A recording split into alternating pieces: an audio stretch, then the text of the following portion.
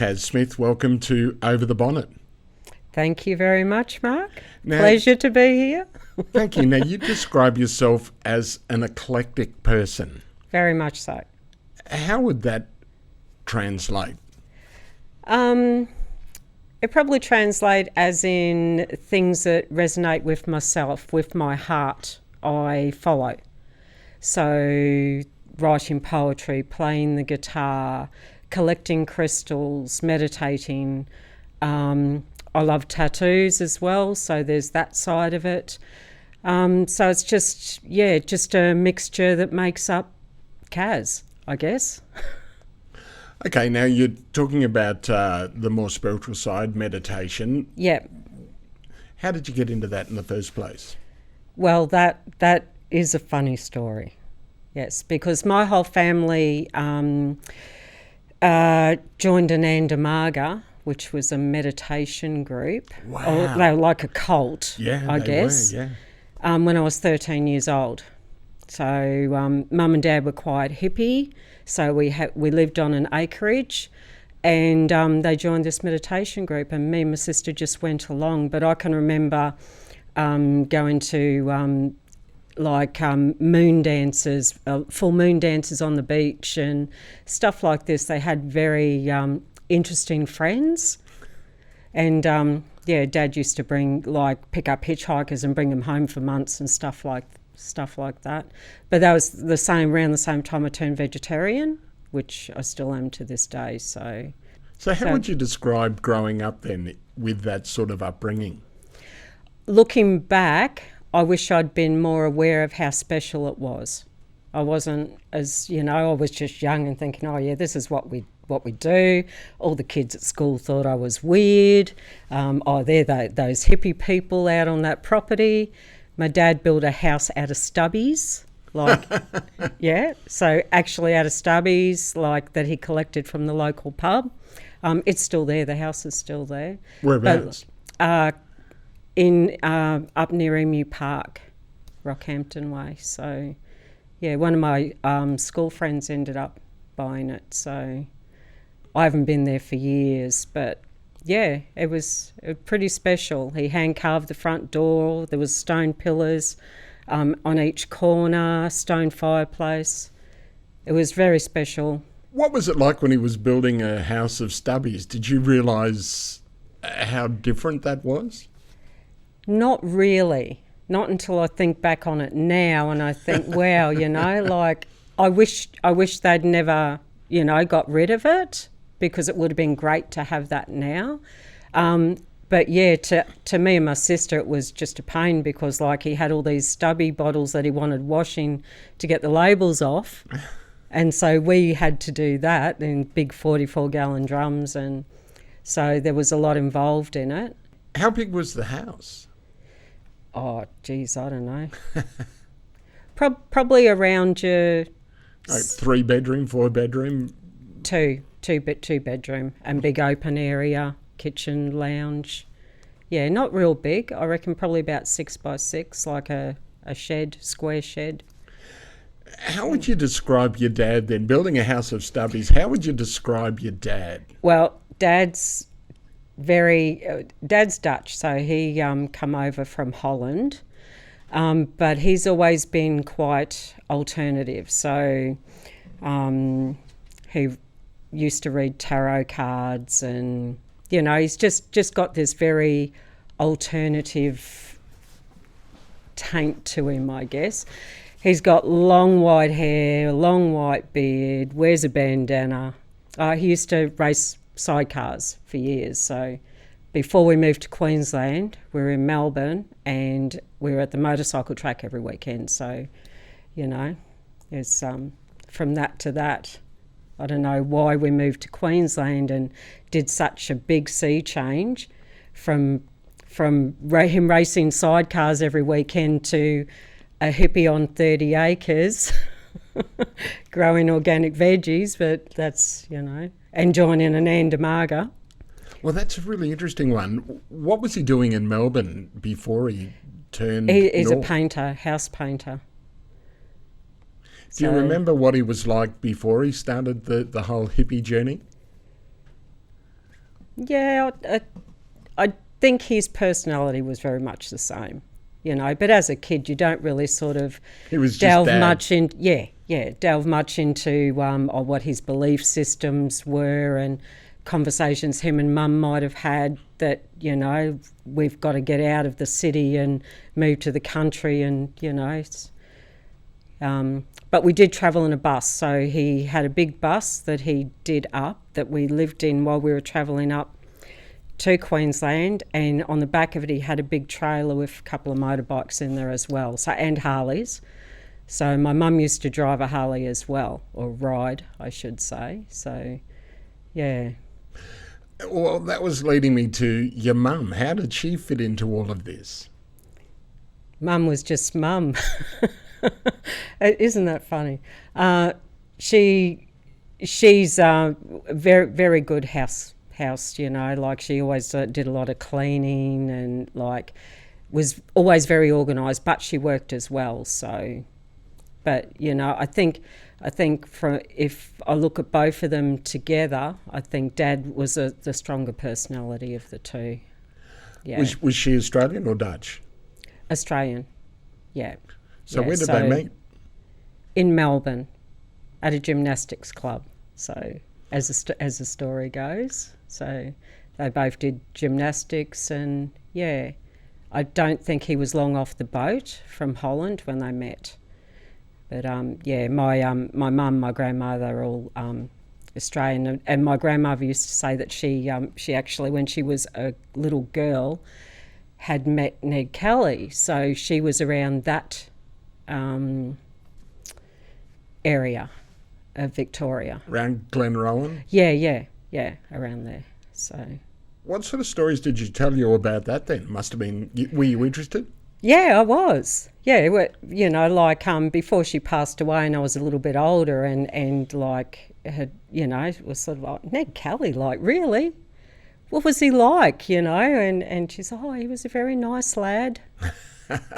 But, you know, she was obviously remembering that from a girl perspective and had grown up with the stories as well. But, yeah, so I should have asked more about that, but I didn't at the time. So, what was her recollection of what happened to Ned Kelly then? I don't know. That's all I can remember her saying was he was a nice lad. So, and I thought, oh, you know, that was something. Ananda Marga. Yeah.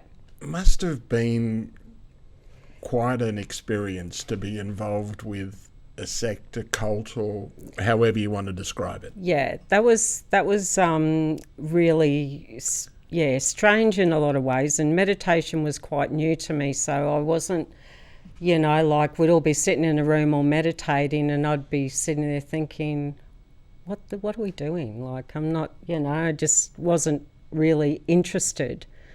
But they had what they called like DDs and Dadas. So the DDs were the females and the Dadas were the males, and they were all dressed in orange. So, but you know, there was like little things like that. So the vegetarian side of it, I was given a mantra, a personal mantra by one of the DDs. But yeah, it's so, you know, like I was 13, so... Is that something that you share, or is it something that you keep to yourself? Well, now everybody's going to hear it, but yeah, it's not something that, you know, I normally share. Because like, I think they were framed or they were accused of the Hilton bombing. I don't believe that, because like having been on the inside of that side of it, I know how much like love, respect, peace they were preaching. It was nothing about bombs and, you know. No violence? No. What was your reaction then? You had mentioned the Hilton bombing. What was your reaction when they When that came out, yeah. I didn't believe it, straight up. I just thought, no, they've been framed for some reason. They've gotten on someone's radar and they've just been targeted. Was it a way to discredit them? I think so, because then they just sort of like, I don't know, disappeared. It just seemed like they disappeared after that. A 13-year-old meditating is not something that you sort of would think. What were you going through at that stage as a person? Do you remember? Yeah, I do, because I was very, very rebellious. So, you know, smoking cigarettes, wagging school, always in trouble with the teacher, always doing what I wasn't supposed to be doing. You know, so I'd go to school. I'll use jewellery as an example. And you weren't allowed to wear jewellery, so I'd make up all these bracelets and necklaces and go to school, and up to the office I go, and they'd all get confiscated off me, and the next day I would rock up with more jewellery on. It was just, you know, I was always up the office, always in trouble, always, you know, just rebellious, very rebellious, and yeah, I don't think I've changed that much, actually. What happened to all the jewellery? Did you get any of it back? Oh, you can come and collect it at the end of the year, and then it just didn't. No, I didn't. But it was all just like hippie beads, like little plastic beads, and I was making little bracelets, and, you know, it wasn't anything like, you know. Was it just important. A way of expressing yourself in those days? I think so. Yeah, I always had a bit of a rebellious activist sort of feel going on, because I always written poetry and songs as well, and a lot of my songs are based around that, and some of them I wrote back then as well. So I still have the poems that I wrote back then, and they're all anti-society, anti-government, respect nature, you know, like when I think about it now, I just feel that a part of me just knew something wasn't right way back then, and my idea of that hasn't changed. So still society doesn't seem to be kosher with respecting the planet, respecting people, respecting nature, humanity as a whole, like, you know, the division of poor and rich, and this whole concept, I've always felt that really strongly in my heart. What do you think about the division of poor and rich? How do you express it? How do you relate to it? I think it's, you know, horrendous that it's even allowed to happen. But even being a business owner then obviously might be work opposite to that thought. Yeah, it could be if I was selling, I don't know. Like, to me, tattoos and piercings are like an expression of a person. And a lot of people will get tattooed because it makes them feel better. Like, it's a form of therapy for a lot of people. So it feels like an essential thing to me, you know. It's and we're not greedy about it. You know what I mean? Like, I'm not. So, you know, I don't class the business as, I don't know, like Coles or Woolworths. You know what I mean? Like a big corporation, and we're making, you know, all this profit margins and stuff like that. It's just, it's more human, people-based, I guess. Back in the early days when you first started the tattoo journey, tell us about that. Okay, all right. So, originally, I was engaged to this guy, and he was a tattooist. So that's how that all first started. Well, I actually started my journey with him as he was starting his journey, and he owned a couple of shops, and it just led into, you know, me getting tattooed. At the time, there wasn't very many women that were tattooed, not to the extent that I was. So probably in Australia, like a handful of women that were as tattooed as I was. So it was quite rare. And I remember at the time, like, just about stopping traffic. So wow. I was a lot younger, used to wear a lot skimpier clothes, and and people would just stare at me with their mouths would drop open, and like I'd walk into a shop and not be served. So you didn't hide them? No, I didn't hide them. No, I was quite proud of them. But there was this bit of a vibe that if you got tattooed, you were not a good person. So, you were either a criminal or a lady of the night, or, that your morals weren't, intact, which is just totally ridiculous that people would think that, because it was all the armed services that first ever got tattooed. They were the ones that started the tattoo trend. So, but yeah. Drunk a night in Asia and you'd come home with something. Yeah.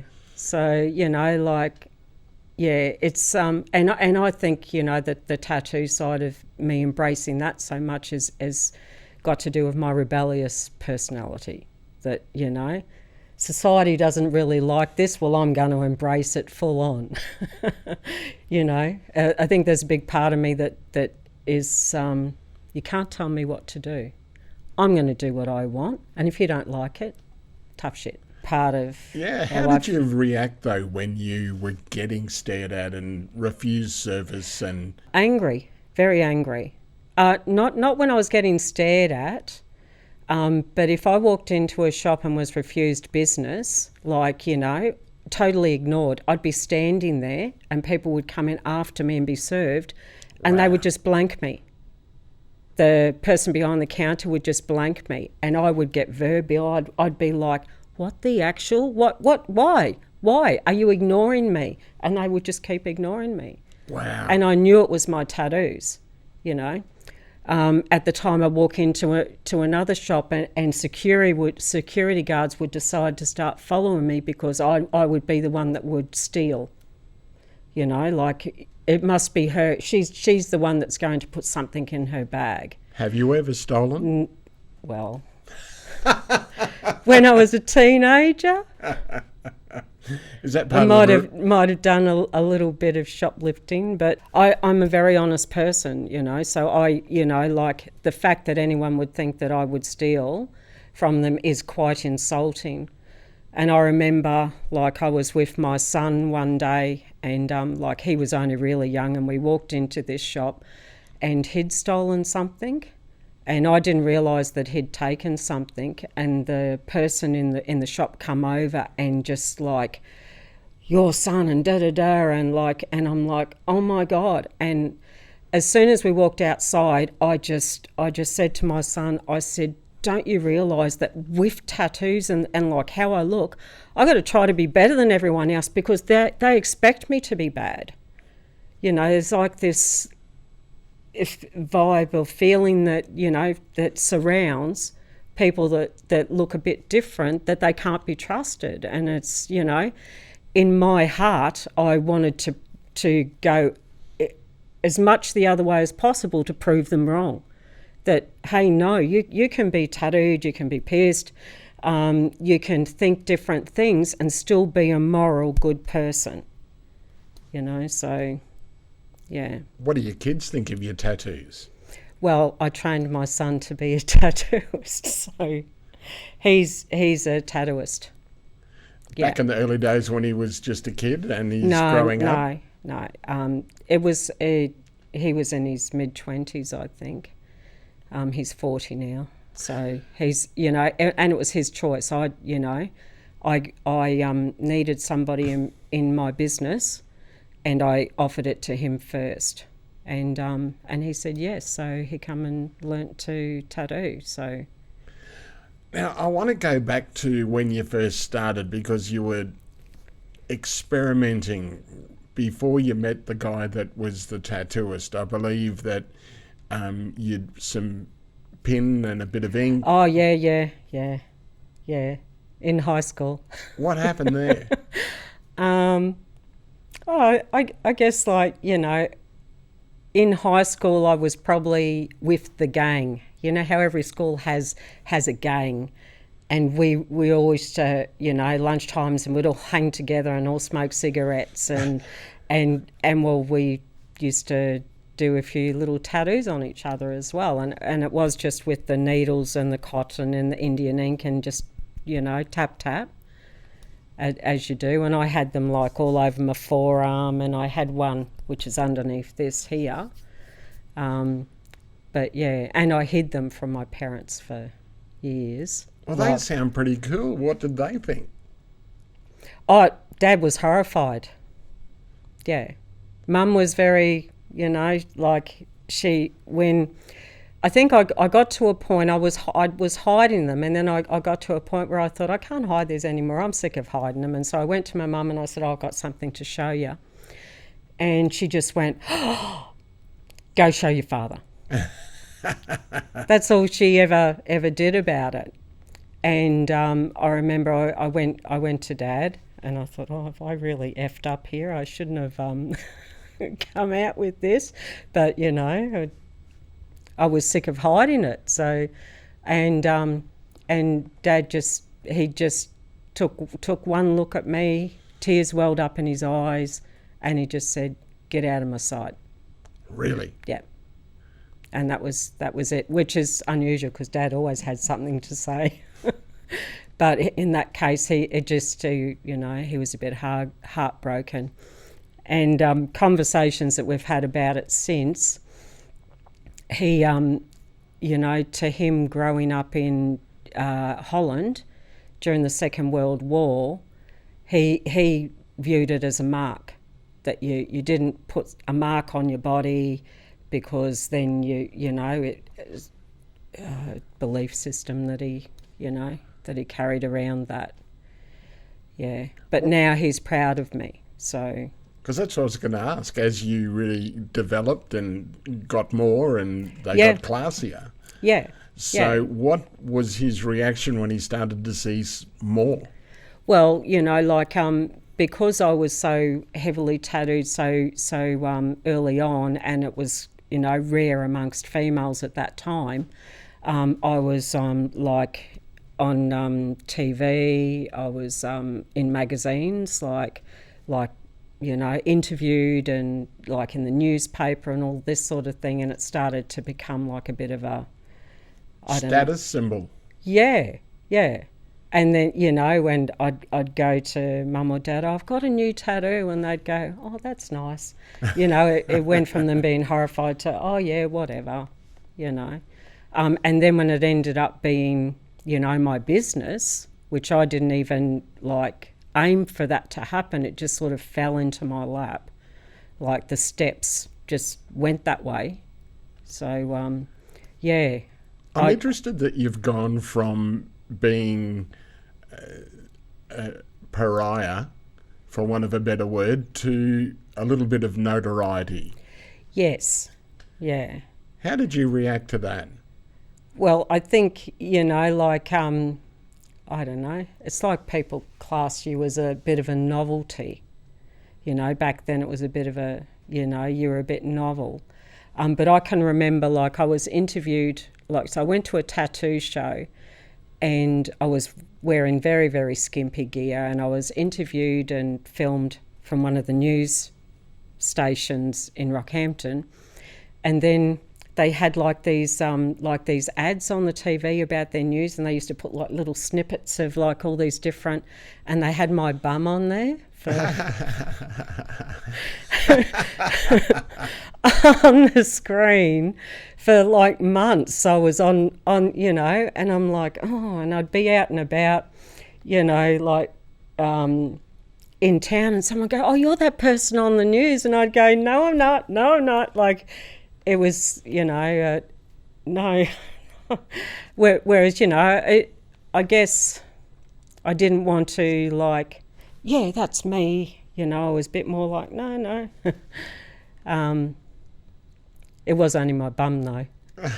So it wasn't like they seen my face, and yeah, it was definitely you. But they, because I was so heavily tattooed, there wasn't many women that were. They would just, oh, that was you. Yeah. Was there a group of you that were getting tattooed at this stage of females that you knew that were exploring that way of thinking? Oh, yeah, most definitely. Yeah. And I mean, like, I can see how much it's moved to today that you know, I would even hazard a guess that more females get tattooed than males. Really? These days. And big tattoos like full sleeves and full backs and, you know, if not more, very 50-50 on What it. do you think when you look at someone that's been tattooed? Do you evaluate them? I would have to say yes to that. And the more I've thought about that over the years, I think that is conditioning and programming from society that has put that in me. Whereas, like, if I'm on a bus and I see another tattoo person, that I might, you know, just straight away have a distrust for them myself. Really? Myself. Wow. I know, it's weird. See, I'm being too honest now, aren't I?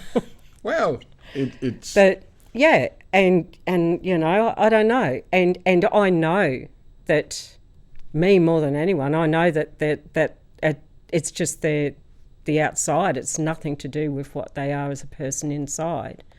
But there'll be that split second, and I do put that down to conditioning from society, because I believe we've all been programmed, you know, from early age. What did you think then when it started to become more mainstream?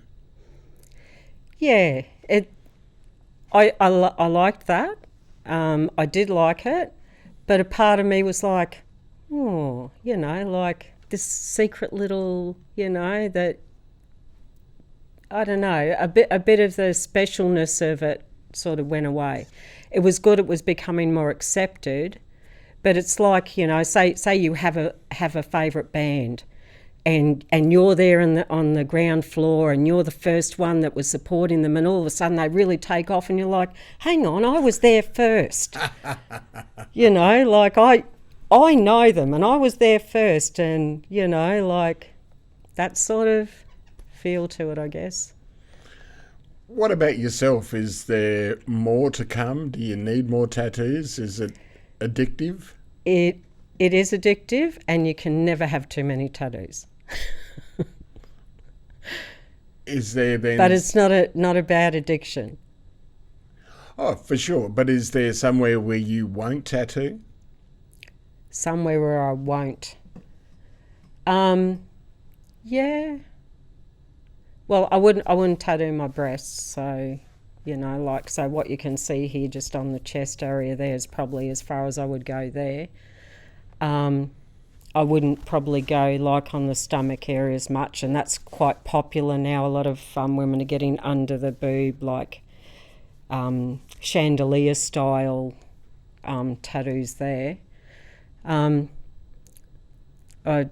been getting a few memorial ones for friends who've passed away, so they seem to be the latest ones that I've been getting, and they all have their own little spot. Where's the hardest place to tattoo then? From getting it perspective? Well, both. From getting it and also when you're putting one on someone, when you're tattooing someone. So I think like, you know, it's like areas like the throat, you know, like, so that can be the neck, throat, a very hard area to tattoo on somebody. Anywhere that's, you know, that's bony or soft. So think of like your elbow, inside your arm, underneath your arm, your kneecap, back of your knee. Like those areas can be quite painful. And I think that can be quite challenging to tattoo as well, because you're not dealing with a flat surface, you know, and everyone's got a different shape. So if you're trying to tattoo something into a, you know, like it's like you're going... Where it scoops in. Yeah. Or, you know, like a kneecap, and you've got like, you know, it comes up and then it sort of scoops in, and it's like it's got a different shape. That can be challenging, very challenging. You've just alluded to it, because I was going to ask, how much does it hurt? Like, I get asked this all the time in the shop, and the answer is the same for everyone. I haven't got the answer, because everyone's pain tolerance level is different. So I don't know what it's going to feel like for you. So, that is the answer to it. But if I was to liken it to something, it's sort of like a bit of a burning feeling. So when a tattoo's finished, it feels like sunburn. It's got that sort of a hot sunburny feel. What about during the process? It's got a bit of a burny feel, but like that's from my perspective. So I don't know how, someone else might say it feels more like a cutting sort of feeling. I don't know. Everyone's different. So because it's needling, essentially, as you said, right at the start, as you said before, when you were with the Indian ink, sticking needles in, but this is just it on a more refined basis. Well, it is, because a tattoo machine, like the needles are moving like very fast back and forth. So if you're doing it, like with a pin, you're just doing it essentially in slow motion by hand. Does it hurt more doing that? Just with the pin, would that hurt more than say with the tattooing machine? Oh, I don't know. I think it depends again on your pain tolerance level, but I would say yes, less. The tattoo machine would hurt more probably. It's probably a lot faster. There's been a growth of the whole tattoo industry, and is there a standard for tattoos that some do, some don't have? A standard, in... Okay, if you get something on your arm or wherever, it's there for life. Yes. And what makes a good tattooist? That's hard to answer that, because there's so many different styles of tattooing out there. So I think what makes a good tattooist is a good imagination, a good artistic ability, good people skills. So you need to be able to communicate with the customer. It's like you have to go into their mind to see what picture they have of what they want. Because if you can't give them exactly what they want, they won't be happy. So, and you can't read minds either. So knowing what they want is a big part of it. So say if someone comes in and they want a dragon, well, you would want to know what sort of dragon. Do you want a medieval dragon? Do you want a Celtic dragon? Do you want a Chinese dragon? Do you want just the head? Do you want the body? Do you want wings? Do you like there's all these variables that play into it. So I think the communication's a big part of that. But how good a tattooist is can be based on the client as well, as in some people like a rough looking tattoo, and some people are really fussy and they want it to look like a photograph. So there's all these variables in between of that. So are you an artist? Do you draw them, or are they generally someone goes out of a book that's already been drawn? How does that work? Well, that's evolved over the years. So I can remember, when everybody picked just a picture. We had all the books, we had all the pictures on the wall. You just picked a design, and then it was just, where are you getting it? How big do you want it? You might do a few changes to it. You might blend two pictures together, stuff like that. But now the artistic side of it has grown that much that people are coming in just with an idea, and every single thing is being drawn off. So people are walking away with something that no one else has, and that's what they want. The art's evolved, so it's So you've got to be a good artist if you want to become a tattooist. Most definitely, yeah. I think years ago that wasn't necessarily the case, but now it definitely is. So if you had a good imagination, you didn't have to be a great artist to do a tattoo. As long as you knew the process and the technical side of it, you could do a tattoo on somebody. But now the art has overtaken that side of it, that yes, you know, you won't survive in the tattoo industry if you can't draw a decent picture. What's the hardest thing to come up with? Is it a photo? Yeah. I would say, and this again depends on the tattooist, because some people are just naturally artistic. So they can just, you know, you see an artist and they can just do a portrait of somebody, you know, and somebody else who might be a great artist might struggle to do that style of art.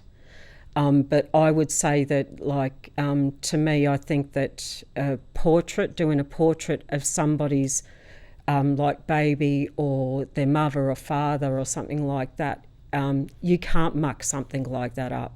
It's got to be lifelike. It's got to be spot on, because if you just make the eye, if you just put one little bit of ink that shouldn't be there in the eye area, it changes the whole look of the eye. Do you know what I mean? It can make it look cross-eyed or... Well, how do you cover up when you do make a mistake? Because that must happen. Well... You don't, of course. It's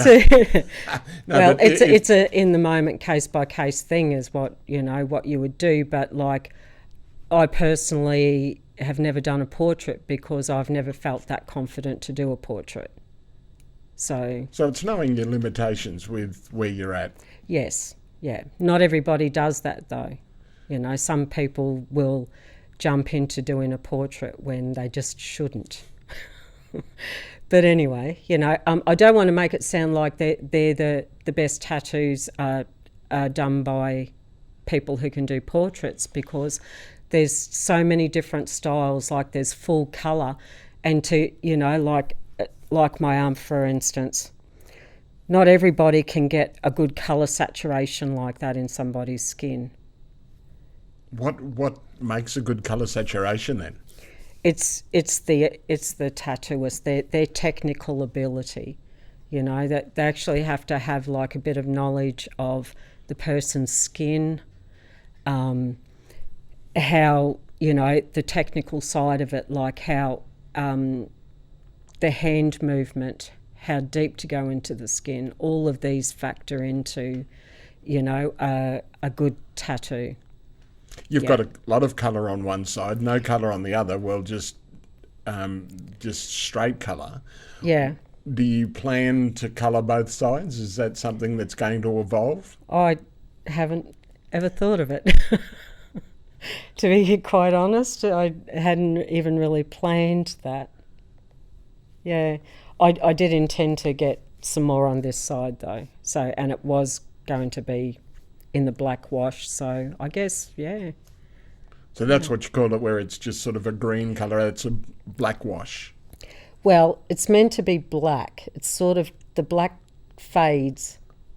Okay. So, you know, like tattoos will change as your skin changes.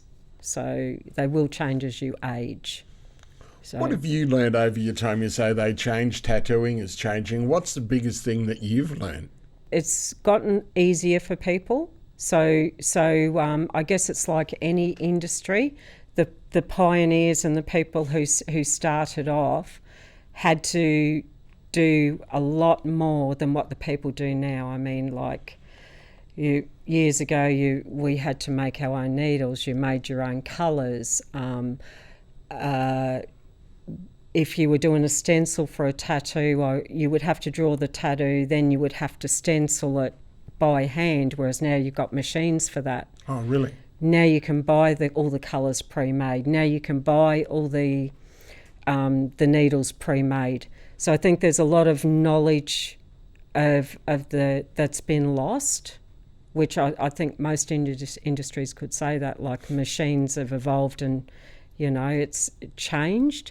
And the people who know how to do things the old way are getting less and less.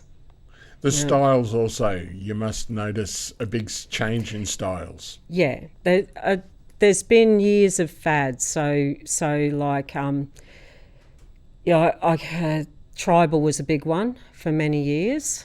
The full like black, spiky, tribally, full sleeve stuff like that. I remember the Southern Cross phase, like everyone was getting a Southern Cross, which I don't know many tattooists that enjoyed doing them. They were horrible. Why is that? Just that can have its own degree of difficulty because you've got straight lines and points, you know.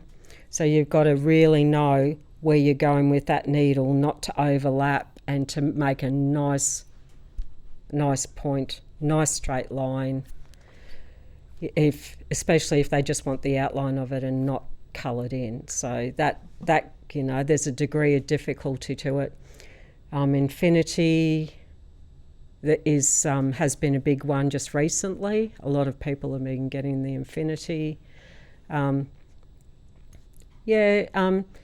realism has started to evolve a lot. So it's gone from people getting an outline, so you've got an outline that's coloured in, to more of no outline and just all the colours and more of a shaded. Is that blending in a tattoo, is that a difficult thing? That again depends on the person, you know, like some people are just more naturally gifted at that style than other people. And that they're just artistic. So I would imagine that if they weren't tattooing, they would be drawing portraits, you know, portraits of people, portraits of animals. They're just more gifted in that way. Must be a great outlet for people that aren't that artistic. Yes. And it definitely, like, you never stop learning. Like, so a lot of the good tattooists I know would always say that, you know, that there's always something new you can learn. And it can be on a day-to-day basis. So you might do a tattoo on somebody and it's the first time you've ever done that particular thing. And you have your ideas in play and you've drawn your picture and everything and you're happy with it, and then you do the tattoo and you think, oh, well, and I think I should have put that colour there, or maybe I should have moved that leaf over there, would have looked better. So then you've learnt from that experience so that next time you do it a little bit better.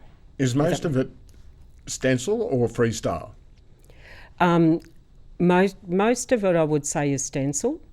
There are people that will do freehand, but I think a lot of people like to see what they're getting. So if you're doing freehand, so you're sitting there and somebody's drawing on your skin, you've got to have a lot of trust in that artist's ability, that the product is going to look like what you want at the end of the day, because all you've got is a few random lines happening and you're trusting that it's going to look how you want. Whereas if you've got a stencil, the picture's there. You can look at it, yeah, that's the spot, yeah, happy with that. Or can we move it over there a little bit, or can we make it a bit bigger? You know, yeah, there's more of, that's what it's going to look like. How do tattoos change then over time with body changes then? As in? Well, you get one when you're young and fit, and you get a certain design, a certain shape. Then as you're not so fit, is that something that people should take into consideration? Well, I think, that it depends on the area of the body.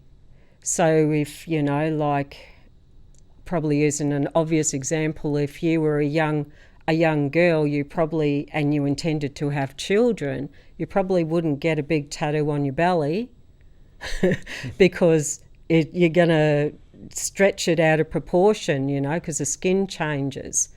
But I've found, like, because a lot of mine haven't changed that much with my age or me increasing in size from when I was younger. They haven't changed that much. They look a little bit older. Some of them might be a little bit faded. but they haven't changed that much.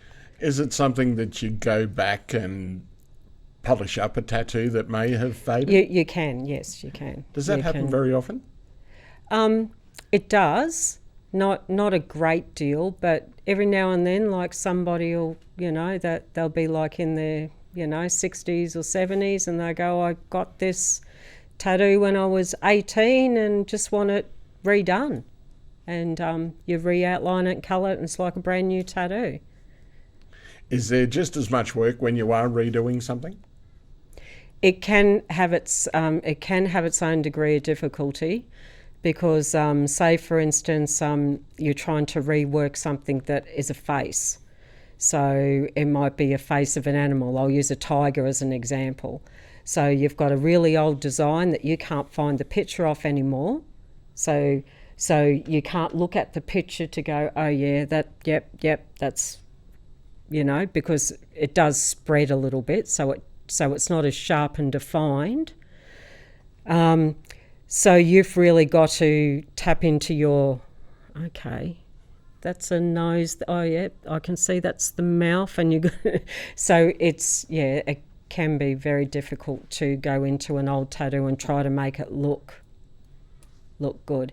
In some cases, it's not even worth doing it. You would just say to the person, I can't work with that. It's faded. Just get something over the top of it would be my advice. Well, that's an interesting thing that you bring up about going over the top. Does much of that happen? Are there many repair jobs that have to happen? Well, in tattoo circles, it's called covering something up. So it can happen a lot with names. So somebody will get someone's name on them. I'll love you forever. And then they're not together, and they'll come in and go, I want to cover this up. And in some cases that can be harder depending on how adventurous they've been with the name in the first place. So I have covered up a name that was thick, bold, on the chest, female, but bold, thick, black. And, I'm like, why didn't you just get a nice fine line just in case? Do you ever talk to someone about when they want to put a boyfriend's name on or a girlfriend's name on? Do you talk to them first? Yes, yeah. You always do, and you make sure that if you, I call it a duty of care. That if you think that somebody might regret something, you always say something. It's your right to get what you want, but are you sure? Have you really thought about it? Is this really what you want to do? And I can remember, like, this was years and years ago, when there was this young couple, and this guy was getting this girl's name. And I went into so are you sure you want to do this? It's going to be there forever. You sure you want to do this? And he turned around and said to me, he said, I don't want to do it. And I'm like, well, what are you doing then? And she cracked the shits and stormed out of the shop. And he said to me, thanks so much for saying that. He said, we've only been together for like a month. Wow. And she wanted me to get her name. And I'm like, well, that's like, that's a whole nother level. And if I hadn't said that, he just would have gone along with it just to keep her happy when it wasn't what he really wanted. That's a big red flag in the relationship. And so me bringing it up helped him. It gave him an out. So... yeah. What about people coming in for their first tattoo? Do you counsel them about what their choices are and that sort of thing? Well, it can depend where they want to get tattooed. So if somebody comes in for their first tattoo and they want to put it straight on their hand, I'll go, pick another spot, because, you don't know about the stigma that's attached to it, how people, job opportunities, all of that comes into play. Don't get it there straight up, because I think there can be there's there can be this bit of a, people will get tattooed on their hands, so if they're wearing long sleeves or whatever, they look like they're heavily tattooed, when actually that's the only tattoo they've got. So it's like this I'm cool sort of thing. I'm tough or I'm cool, or I don't know. But, so you try to talk people out of, like a stupid placement of where to put it, because you just know they're going to regret it in the future. So if somebody comes in, they want something on their face, I know we won't tattoo someone's face unless they've already got a lot of tattoos. So they know what they're walking into.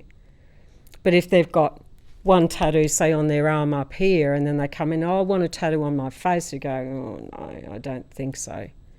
But, like there will be some that will, but most tattooists are going, no, that's something that is for heavily tattooed people. Well, Mike Tyson famously had the tribal tattoo on his face. What did you think when he came out with that? Oh, his choice, I guess. I didn't really think about it. Much. Did he have any other tattoos? I really don't know, but I know that it was just a standout when he did do it. Yeah.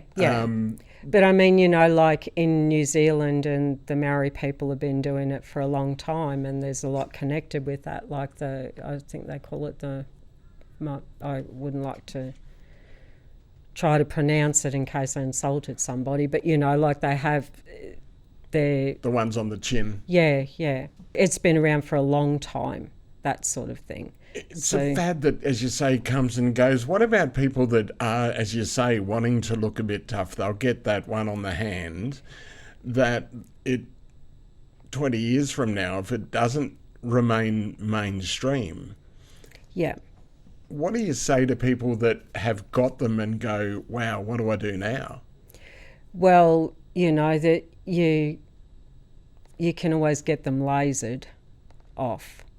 But, like I would say, just make sure that, you're going to be happy with it forever before you actually go down that path, especially if it's in a spot that you can't hide.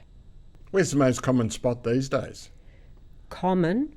It's probably like forearm area.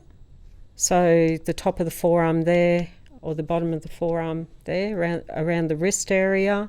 So they're fairly popular, but I can remember refusing to do that area and only doing to here for the same reason of jobs and how people looked at you, and you wouldn't go down here unless you were heavily tattooed, but now they're all wanting to go there straight away. And you can't really refuse that because they'll just go to someone else who will do it. So you're essentially losing business. So that's evolved where that's become a more accepted, but the hand and the face is still a bit like or the throat, like the front of the throat. Yeah, talk us through the whole process of learning to be a tattooist. What happens? Well, that again is based on like individual shops, and they all have their own things. So their own way of teaching somebody. But in my opinion, you start off with somebody just being in the environment and just being around it. You don't start them off with a machine in their hand straight away, because I think that, like in that way you could potentially be creating somebody who's just going to leave and be at home backyarding. So you make sure that they really have a love for it, and that they're prepared to do all the things that are behind the scenes before you give them that side of it. And then, you do it very, very, gingerly, small, simple things, and then a little bit bigger, and, so easy areas, and then moving up like that. But not on a person straight away, like you have fake skin. When I first tattoo I ever did was on a I think it was a piece of meat. I think it was a pig's roast, but it was flat, and I just tattooed that. And how did it go? I got photos of it. Yeah, it was all right, but that was a long time ago. Tattooed the pig and then had roast pork for dinner. Well, vegetarian. Sorry. I didn't know. And there was an amount of grossness to it, I have to say. But vegetarianism, it's part of your life. What made you a vegetarian in the first place? My whole family turned vegetarian when I was a teenager. So, and as it turns out, I'm the only one who was stuck with it. Although my son's a vegan, so he's followed along down that path as well. I'm not a vegan, so I'll still have eggs and Milk. And cheese, milk. Yeah. Have you ever had any thoughts of eating meat? No, definitely not. No. Because I was a vegetarian for years. Yeah. And then started craving meat, so I started eating meat again. Yeah. I think because I was so young when I turned vegetarian and believed in it so much that as I got older and people were like, oh, have a bit of meat, and I believe, no. And I got to a stage where I didn't even remember what it tastes like. So I wasn't missing anything. To me, I've never had a McDonald's burger, ever, in my life. So I don't know how many people could say that. But well, now they have the meat substitutes. Yeah, I've never had that either. I've actually never been to McDonald's here in Gympie, so, But yeah, I couldn't remember what it tastes like, so I wasn't missing anything. But the few times over the years, so you could buy vegetarian pies and stuff like that, and I would know straight away from the first bite if they'd given me the wrong thing. And so, first bite, oh, something's wrong, it's meat. And I would have a revulsion and feel like, ugh, for days after that. Just couldn't get the taste out of your mouth. No, it was more like the whole feeling of it, the whole... Is it an energetic thing? I think so, yeah. It's, because animals have a conscious, they're a conscious being. I believe trees are conscious beings. So, I don't like people cutting down trees either. To me that is killing a being that's alive, So the whole don't eat anything that has a face, they've got eyes, you can see they've got feelings, there's a whole thing. Yeah, so I think that is ingrained in me fairly much. When you talk about the energy exchange between a tattooist and a person that's receiving the tattoo, it's a lifelong exchange. Is that something that you would agree with?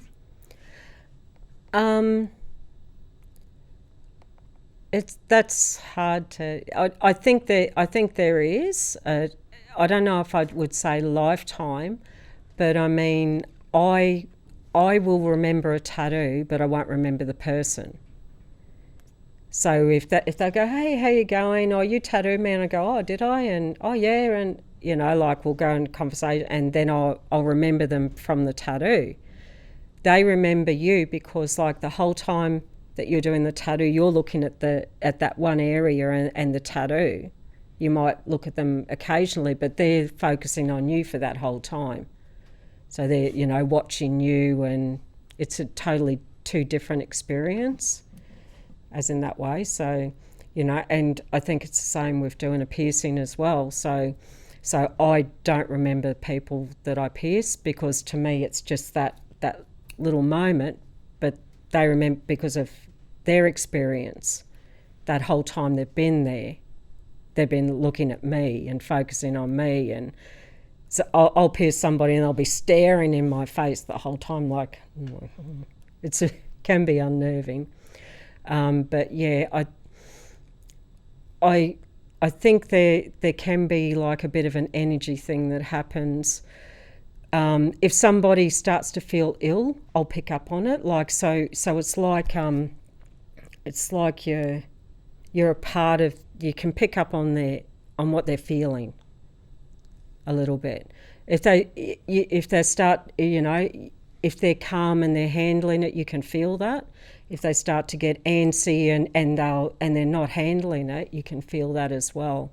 So I think, from a tattooist perspective, you can pick up on how they are in that moment. So when you actually get a tattoo, some of them you can't see. What's the benefit of that? So you've got some on your back. Yeah. Unless you look in the mirror, you can't see them. What's the benefit of having them in areas and I know quite a few people that have lots and large tattoos on their back. Yeah. What's the benefit? What's the thought of getting them in areas you can't see as opposed to where you can, so you can look at them and enjoy them? Yeah. It's quite a personal thing. So I think that like just knowing that it's there is a thing. Plus the back is the best, flattest, big bit of canvas we have on our body. So if you love tattoos, getting something on your back, a full back, is like, I can really go to town on this. What do I want? Like you've got a nice big area, to work with. I think Jonathan Thurston's got his wings. What do most people get on the back? It depends. It's hard to answer that because everyone's got different tastes. So there's all sorts of things. Someone might get a full Egyptian back piece. Somebody might get castles and wizards. Someone might just get like all animals, like realistic animals, or so it depends, it's just all different tastes. Because you were talking about that you don't like doing faces and portraits. What do you like doing? Me? Yeah. Well, I am retired now, so I'm not actually tattooing anymore, and I've only decided that this year. So, but I just liked doing just like simple little things, just, little flowers, font, writing, just simple little things. It can be quite hard tattooing, and the longer you're tattooing, the harder it can get, like a tattooist really is putting a lot of energy into doing it. Yeah, and it can be quite draining. Then stepping back from it this year, as you say, do you miss it? No. So it was the right time. Yeah. Because I'm trying to move into another chapter of my life. So I want to. I've recorded my songs. I've done a video of my songs. I'm done photo shoot. I'm about to launch a website and release my songs at the beginning of next year. And as far as my life and time, something had to give. So I had to let go of something to make room for the new. Because you've got into being an artist now, and a music artist as opposed to a tattoo artist. Is it just another way of expressing yourself? Yeah. I think so, but my heart has always been with the music. I just haven't had an opportunity to do it. I always thought that I would build the shop up to a point that I didn't have to be there so I could concentrate on my music, but that hasn't happened. So then I made the decision, well, I have to just do both, which I've been doing, and now that the one's starting to pick up momentum, I have to let go of something on the other side. So that's, but the songs and my music is always what I've wanted to do. Because as you said, you've still got stuff that you wrote when you were back in your teens. Yes, yeah. Are you recording that sort of music now? Yeah, one of my songs I wrote in 1977. How did it feel looking back through the eyes of a young teenager and what you saw back then and what you expressed back then? I was actually quite proud of myself. The songs that I wrote then, I think they have a lot to say now for how, that they had a lot to say back then, but with everything that's happening at the moment, they just seem to scream for now. So they're perfect to come out now for people to hear, and I think my life experience has helped to add another level to it. So if I'd have done something with it years ago, it wouldn't have been as powerful as what it is now. Even my own self-confidence has grown over the years for me to step into this. Even sitting here talking to you now, 10 years ago I would have been like probably freaking out and like, but my confidence has evolved. So I think, now's the time for me to do this. It's as in, sometimes timing is everything, If you try to do something at the wrong time, it's like the universe just keeps blocking you and you think, I'm not meant to do this, but maybe it's just not meant to happen in that moment. For some other reason, for something else that you need to learn to help you be better at it for when it's meant to happen. So you're a fatalist? What does that mean? Well, do you believe in fate? Is it meant a sliding doors moment when things are meant to happen when they're meant to? I do believe in destiny. But I also believe that there's many different paths that can be chosen for our life, and we can choose a wrong path. So that based with a bit of choices as well. And, maybe you might make a choice and think, that was the wrong way. I should have gone the other way. But I guess a bit of both. And you're talking about the songs that you wrote back then are quite relevant today. Why is that? Because they're very nature-based, as in having respect for nature. They speak about the injustices of society, the inequality of society, that the rich and the poor, and why can't everyone be more loving, and why can't life be more even, and why can't everyone be looked after? Because if we have the means to do that, so why isn't it happening? Why are some people, got more than they need and other people have nothing? Like, to me, that, so it speaks to that sort of thing. Is that down to a karmic journey? I guess you could look at it that way, but if things were more even, then maybe karma would play out in a different way. We were talking before about COVID, and you're quite passionate about that. Do you think that is playing out in the right way? No, I don't. What way? What experiences are you having? I think that this is really important, and now I don't know what to say. I think that the people that are making the decisions about it aren't making the right decisions. They're telling people what to do, how to live their lives, and I think that's wrong, because I believe that we're all born here with free will, so we all have the right to choose what we want to do. I think there's a lot of lies being told, and all of this has an agenda of greed. that goes back into the unfairness that I was talking about before, that there's, let people do what they want to do. Let them live their lives. If they're not murdering somebody, I mean, yeah, sure, like morals, right and wrong, but, I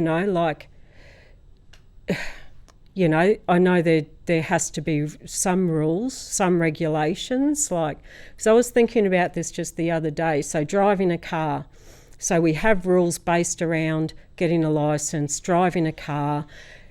That's fair. I can live with that, because if you speed, potentially you might have an accident, you might kill someone else. That is a real thing. But this other stuff, this stuff that's happening now, I don't think that that's right or fair. That they are moving in saying you can do this, you can't do that, based on what you decide, what your choice is. Well, again, you come back to the have and have-nots. There's going to be a lot of disenchanted people at that stage. Yeah. I think there's going to be more disenchanted people. I think there already is a lot of disenchanted people. There's a lot of people that have been in a career for most of their lives, have devoted their lives to something that they're having to walk away from because they're being told that they have to. They have to do something they don't want to do. It's not sitting in their heart. So how can somebody else say, no, but you have to do it? But hang on, it doesn't feel right to me. And I'm not harming anyone, so why? Because I think there's an agenda that's been put forward that you are harming somebody if you don't do what they're saying. And I don't. As in the vax. Yes, and I don't believe it. I don't believe it. I don't believe that somebody refusing to do that is going to harm anyone. How's it affected the tattoo industry, COVID? Because there's that close proximity. Did it really affect your business? We're just doing what we're doing. It's business as usual. I mean, we wear gloves, so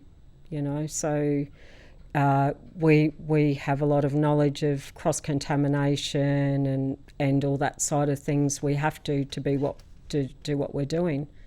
So it hasn't, it hasn't really affected as yet. So I guess it would, like, if they push more of this apartheid that they've got going on, of it's a big word, of trying to cause division between people who are and people who aren't, that could, that will affect everybody. So that is what they're calling it, a medical apartheid, and I think that's what it is. They're creating discrimination against each other that doesn't have to be there. People can sit together and have different choices. It doesn't, to me, I'm speaking from how I feel. Is this part of the rebellious you that's coming back to the fore? No, this is me being smart.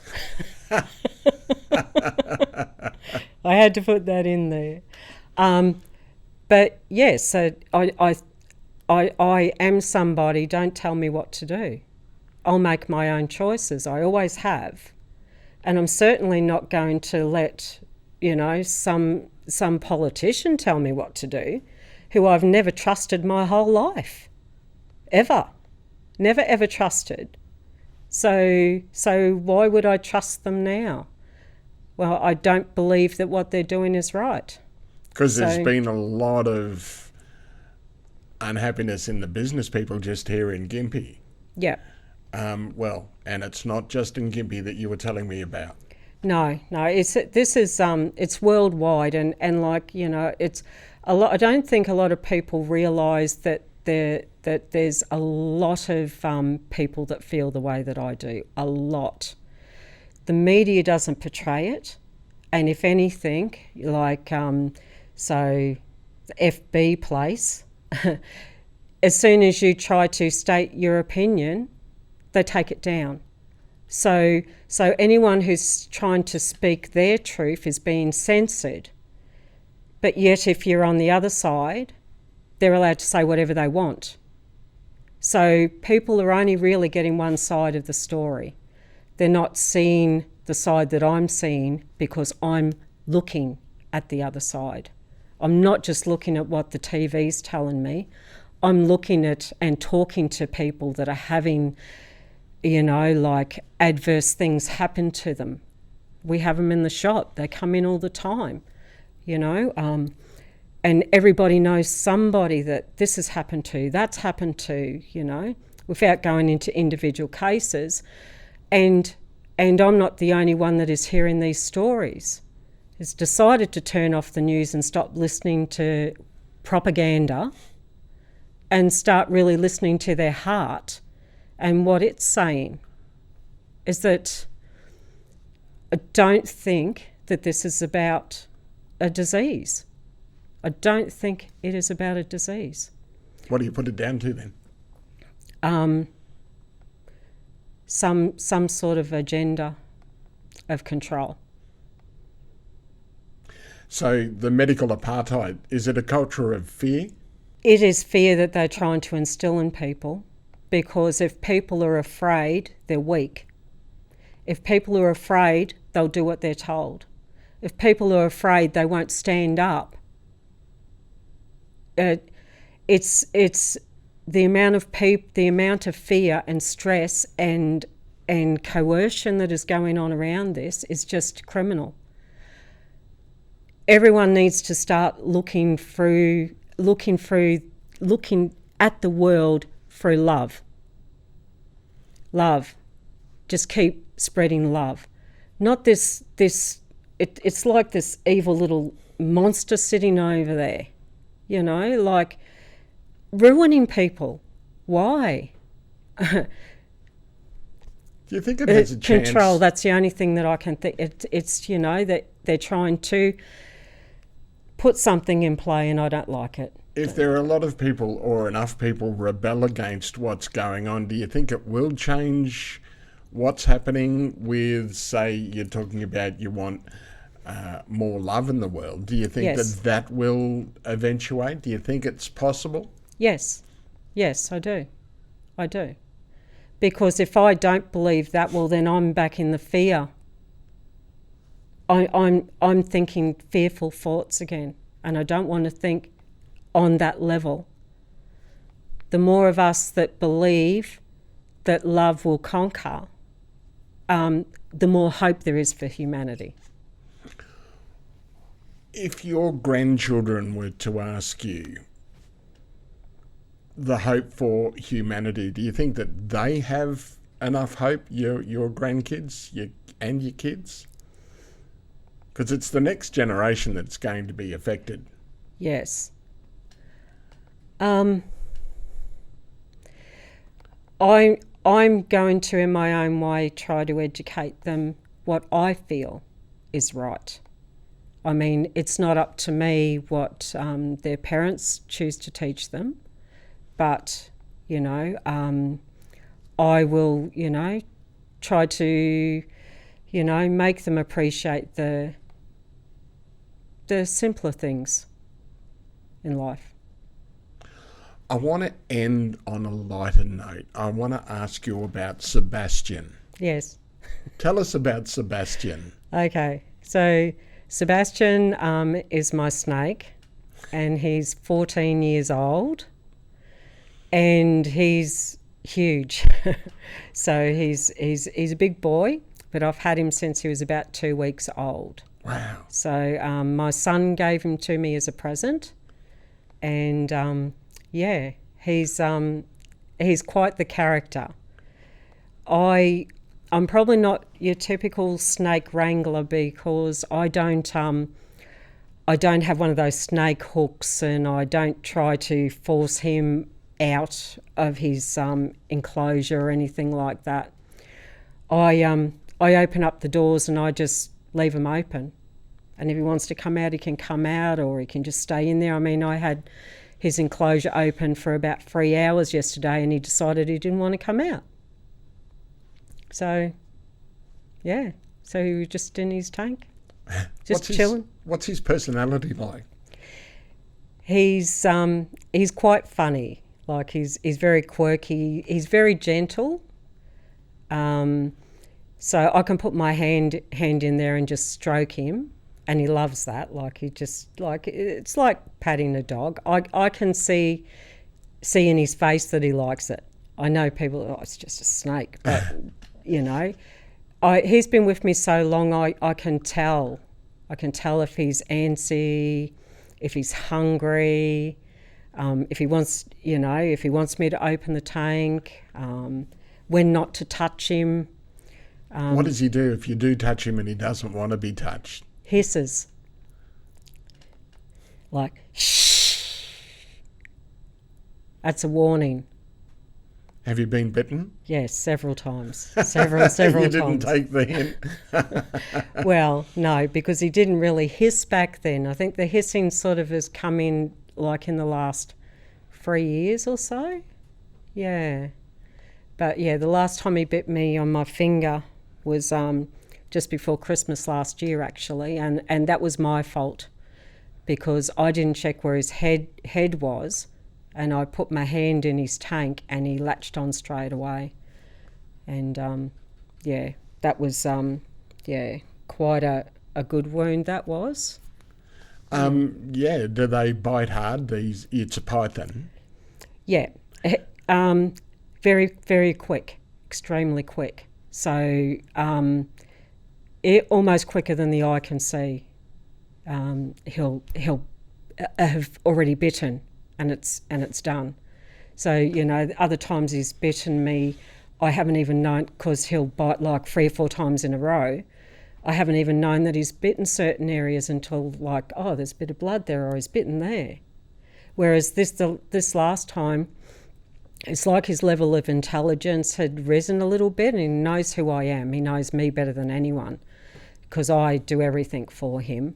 And when I put my hand in and he bit, I just let out a scream and he backed straight off. And then I just closed the door. So he knew straight away. And when I went over yesterday and I said, "Oh no, you didn't mean to do it," he looked like he knew he'd done something wrong. That was the feeling I got from him anyway. So But then I believe that trees have a consciousness, so there you go. So I'm certainly going to believe that my snake has feelings and thoughts. Does he get out and cuddle and give you a cuddle? Are they sort of affectionate? Yeah. Yeah.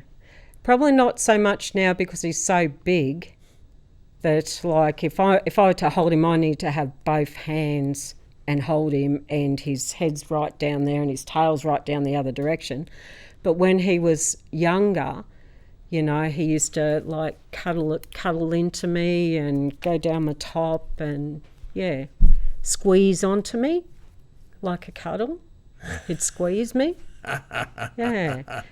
Now if he squeezed me, I'd be a bit frightened because he's pretty big. Because that's one they talk about, the old boa constrictor. Does he wrap around, and is that he tries to. I have from the word go, never let him wrap around me.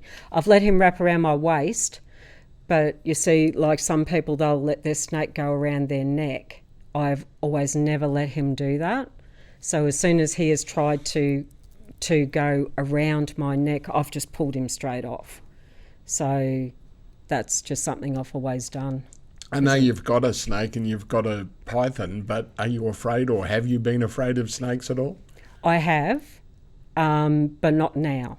So I'm not afraid of snakes anymore since I've had Sebastian, and I'm not afraid of spiders either, whereas I used to be horrified of spiders.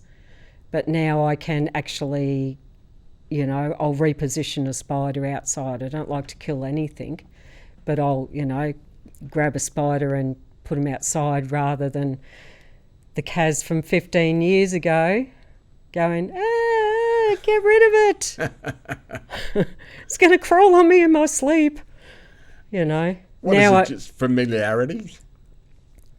Yeah, I think it's just I've gotten over that fear that them being dangerous, or I don't know, another thing that we've been programmed to think that, you know, there's spiders, snakes, you know. I think it's all, it might be a past life thing, I don't know. Well, it's interesting that Sebastian has such a personality. Is it He something, though, that's the interaction with you, that he really warms to you? I think that's a big part of it, because I spend a lot of time with him. So I talk to him every single day. He watches TV. I know that sounds weird, but but he'll position himself in the tank and just stare over at the TV. And they say snakes can't see, but I think what it is that they can't see the same as what we can see. So, because I've spent so much time with him. So, like, I suppose, you know, like there's other people that would have snakes and they might only interact with them when they feed them, you know, or when they clean their tank. Whereas I interact with Sebastian every single day. So that gives me the ability to open up his tank and put my hand in and pat him, so long as his head's behind, in front of where I'm patting, not behind, if that makes sense. So if I put my hand in front of his face, I wouldn't do that, because at the end of the day, he's still got his instincts in play, which was why I got bitten last time, because I put my hand in front of his head and he just reacted immediately. So I always put my hand behind him. And so he does enjoy that tactile contact. Yeah. And, you know, he's because if he does a shit in his tank, I always clean it straight away too. I mean, I know I wouldn't like my home to be dirty, so I always get in there and clean everything up straight away. And it's almost like when he does it now, because he seems to be getting smarter, that he's like, come on, clean up. You know, it's like he has this look of, come on, and he'll position himself so I can get in there and clean. Doesn't disturb me. He'll just sit on there on the shelf and just watch me clean his tank. What does he eat? Rats. He's on extra large rats. So where do you source them from? Just from the pet shop. Yeah. They're frozen. I've never fed him live, because I just think it's cruel. So the frozen ones, they're just they're put to sleep, and so I just thaw them out, and then just feed him those. What's he like with other people other than you? People are more scared of him now, but when he was littler, he was fine. He wasn't really happy about it. So I think for a few years there, when he was a bit smaller, he was a bit of a novelty. My friends would come around and I'd grab him out, and then they'd want to hold him, and their kids would want to hold him, and he'd get agitated. He wouldn't like it, because they must feel different, smell different, I don't know, just the whole, compared to me. But then I'd just put him away. But I haven't had to do that for ages, because nobody wants to hold him these days, because he's too scary. He's too big. Caz Smith, thanks for joining us over the bonnet. You're welcome.